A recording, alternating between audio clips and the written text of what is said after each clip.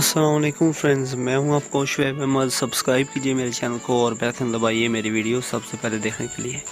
तो दोस्तों, आज मैं जो सॉफ्टवेयर आपके लिए लेकर आया हूं, इसका नाम है APK editor pro 1.9.6 paid version है, जो लेटेस्ट आया, रिलीज़ हुआ है 30 तारीख 5वां महीना 2018 को। ठीक है,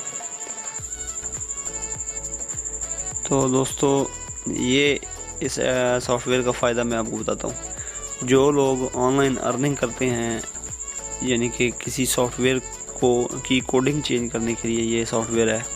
जिन लोगों का एडसेंस अकाउंट है वो लोग इससे फ़ायदा उठा सकते हैं। एप्लीकेशन की परमिशन को चेंज कर सकते हैं आप इससे, बहुत सारी इसके फ़ायदे हैं।